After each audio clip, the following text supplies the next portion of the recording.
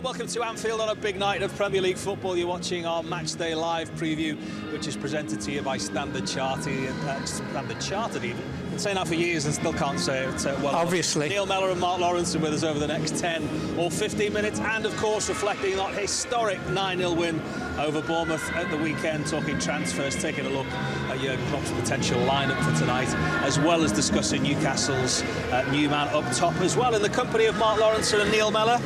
Everybody's Saturday night is better when Liverpool win, but when they win 9-0, might have been quite a few headaches Sunday morning. And the weather was amazing as well, wasn't it? It was. I think the manager said it, didn't he? The fact it was a needed win. We sort of should be winning those games. We expected to be winning that game, but in the Premier League, no way do you expect to be beating any opposition those sort of numbers. 9-0. It was a top performance, which we know those lads are certainly capable of, and it just builds a little bit more excitement for this game, Newcastle tonight.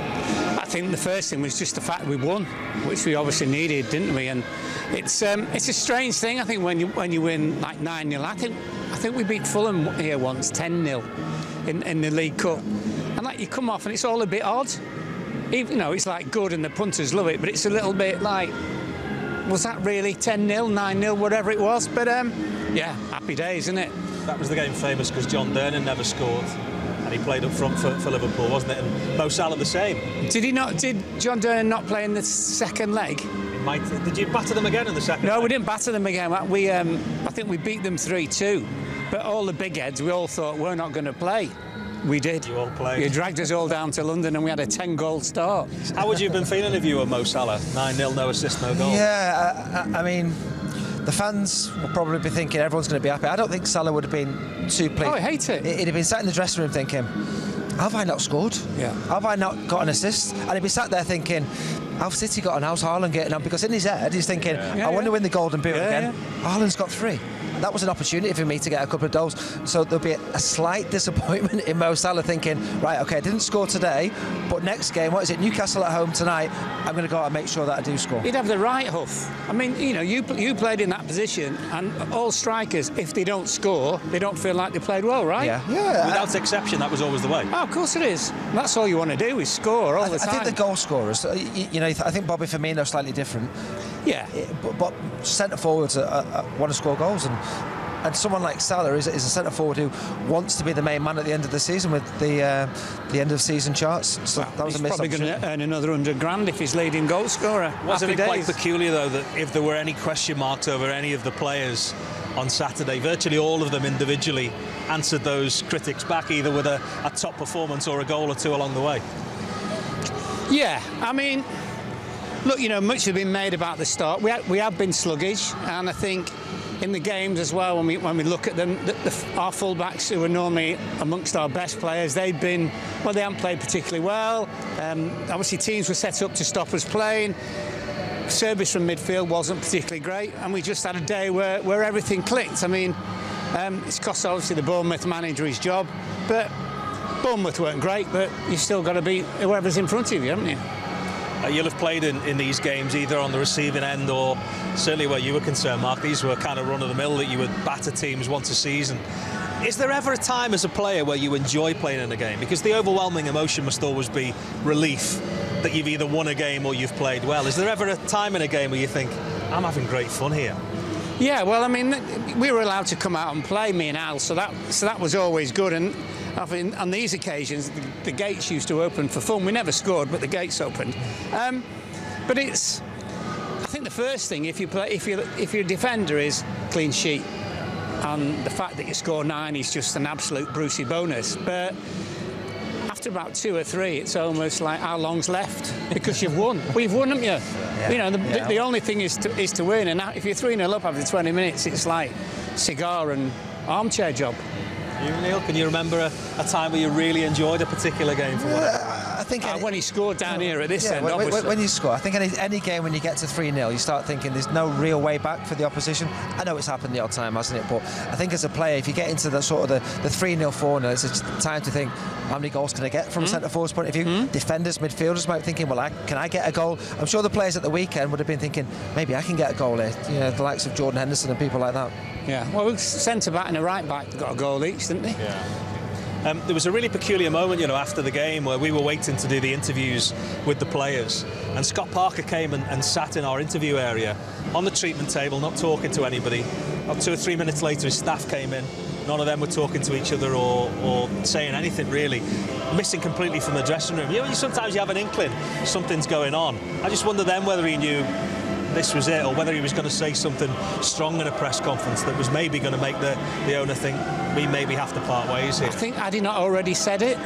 I think when he said that they're ill-equipped, didn't he? That was in his press conference after I'd seen it. But I think, had he not already said that, he must have said that to the owner, surely. And obviously, the owner's taken the needle as well, and he sacked him, but they weren't. They were extremely ill-equipped. Have they signed 3 players on freeze and 2 other players? Yeah. And that tells you everything you know. The other thing as well is, of course, is the only crowd's about 11,000. So we've done extremely well to get them back in the division. You'd think he'd have got a little bit more of a chance than that. And wasn't there a tweet from Southampton? Did you see that? Because they got done 9-0 at Man U, didn't they? And said, if you need any help, where are your men? He's been done twice. Ralph hasn't it? I think the thing is, there's certain people in a football club you don't upset, and the owners are those people. Now, if they didn't like what Scott Parker said, which is clear that they mustn't have liked, then you know that you're going to be on borrowed time. Yeah. Tough run of games. Arsenal, City and us, what were Bournemouth genuinely thinking they were going to get from those games? There were 3 hits. You know, the big games for Bournemouth are all about the teams in and around them. So how does that affect the dressing room, though? A manager loses his job in August. Were you ever in a dressing room where that happened, or...? No. Depends if you like the manager, doesn't it? I mean, maybe the ones who aren't in the team, they were like, oh, happy days, he's gone. That's the way it is. I was at West Ham, and Glenn Roeder went after 3 games, and in the dressing room... Had he just signed you? Just signed me. I'm thinking, I've got a full season here. Had he just signed you? He just signed me. Why do you think he went? Well, yeah, probably because he played me. but the thing was, we're in the dressing room, and there was some big personalities in that dressing room. England internationals, likes of David James, there was Christian Daly, Rob Lee, Stevie Lomas, Jermaine Defoe, and we got beat at Rotherham, and it turned a little bit, and I saw for the first time senior players turning on a manager, and I'm thinking, cool, this doesn't bode well, and he's gone the next day. All of a sudden, a manager who's brought me in has gone, and I've got a full season at a football club, and I'm thinking, what the next manager might not actually like. Who was the next manager? Sir Trev, who I love. Nicest man in the world. Plays me every game. Great manager. Yeah. And then Alan. You would say that he played you every game. Alan Pardew came in. Shall we move on? I think you've got it hard, and it's a very different situation now, isn't it, between the one that we saw at Bournemouth and Newcastle, a manager that signed a brand new and long-term contract there. We'll talk about them in a second, but it's the second home game on the spin for the Reds tonight, 4 days on from that demolition that we've just talked about. Their former boss Eddie Howe in town with his Newcastle side, and all of this evening's action will be available to watch in full from midnight tonight on LFC TV, and for LFC TV Go subscribers, hopefully another enjoyable one like the weekend. And then something else to put you in the direction of, from midnight tomorrow you can watch Inside Anfield on Facebook and YouTube with all the best behind the scenes footage for you to take a look at as well. That is where you saw Trent Alexander-Arnold questioning whether that goal from Fabio Carvalho was off his shin or whether it was a true connection, but hopefully quite a few goals to talk about tonight. This is such an intriguing situation, isn't it, Liverpool face tonight against one of your former clubs in Newcastle, who've just turned fortunes around. He's done great in the last few months. He's done great, and I think in all the players he's brought in, generally he's brought not just quality but like personality, and certainly defensively I think they're really, really good. And from set pieces tonight, I think they cause us all sorts of problems. I think we can run them, obviously, but you get a sense. I always think the best teams are built from the back, and I think that's exactly what Eddie Howe's done. He signed a boy from Real Sociedad who may or may not play, whatever, but you just look at them now and think, definitely top 10, definitely. They've gone to a different level. Yeah. With that recruitment as well. I think the Newcastle fans will be thinking, decent signing him. And they've not said that for a while. So you look at the players, I mean, how have they got Trippier from Atletico Madrid? All of a sudden, stole him, didn't they? That was a statement signing, because he's massive for the dressing room and he's massive on the pitch. Laura was saying about a big threat tonight will be set pieces. Trippier's delivery is one of the best in the Premier League, and that is something that we have to be mindful of. I think we'll probably see the new signing tonight. He's like, they're desperate to get him in there. Callum Wilson's an important player for Newcastle. He's out injured. He's always injured though, isn't he? Well, doesn't have maybe a great record with that. Chris Wood came in, But now this Isak is that next level again. Maybe even 2 levels above. But you know, and he's, apart from the boy they just signed from Sociedad, all the other transfer fees generally have been, shall I say, not what we've expected. We're thinking there might be 40s and 50 millions, a few of them. They've been very, very cleverly put together, this team. I hope we're still saying that at the end of the game. That boy from Sociedad, we don't want to know his name after this game. No. Isak. Yeah, there is indication that he's Swedish, isn't he? Yeah. He will play tonight because they have a problem in that central area because, of course, the hamstring injury to the player that you were just talking about there. But when Newcastle are concerned, what do they aim for then, Laura? Do they aim for the best of the rest tag? We've seen those top teams 10. That have just crept into those Europa League places. Top 10, Pete. A trouble for them. Yeah, top 10. And don't forget, obviously, that there'll be another transfer window. I don't know in terms of fair play where they sit with all that. But they're building, aren't they? And I mean, you know, this is similar to, obviously, Manchester City when they got their money. And it took City, 4 or 5 years to really be up there. But I think City had a better team than Newcastle have started with. But it looks, I think maybe Newcastle might get there quicker than City, just the way looking at them at the moment. Reinforcements are on the way back for Liverpool. That's before we talk about transfers, but you know, more players back training this week. Does he have an awful lot of manoeuvrability with what he does with his starting 11 tonight, do you think, Jurgen Klopp? Well, me and Laura were both speaking just before we came on air, thinking, how do you change a team that's just won 9-0? How do you say to someone, I'm going to leave you out tonight? But that is one of the challenges that the manager has. And we've both gone for the same starting lineup. There we go. We've predicted the same team. I think the options come at left back. I think Tsimikas came on at the weekend. He got 2 assists. I think that becomes an option maybe to give Robbo a breather. I think Milner could come into midfield for Harvey Elliott. He had a slight knock, went off at half-time. Carvalho's been absolutely superb. The glimpses that we've seen him come off the bench. He can play in the midfield 3. He could also go in the front 3. Bobby Firmino was unbelievable at the weekend. You could give him a breather because we are now playing weekend and midweeks. We've got the Champions League starting here next week against Ajax, which is a big game. We've got Everton at the weekend. So as much as we're saying, will it go same 11? I'm thinking it's an opportunity. Maybe we might see a couple of changes, or we may not. But I just think with so many games coming up, we might do. I'm not sure. I just think you pick your best team and just get another 3 points, and then worry about the next game when the next game comes up. Because we are in a period now, aren't we, where we go to Wednesday, Saturdays again very quickly. Yeah, and have to manage the legs in the minutes. Well, absolutely, totally. So I just think that's the most important thing tonight is to win. And if it's 1-0, it's 1-0, and you take it and you move to the next one. Tsimikas is probably unfortunate that he's a left back, isn't he? You mentioned him there before that he's behind the best in the world who never misses a game. Yeah. But when he come in, he's done ever so well for Liverpool and probably deserves a game here and there. What about? Did you see his second assist for that Carvalho? What an assist that was! Absolutely brilliant.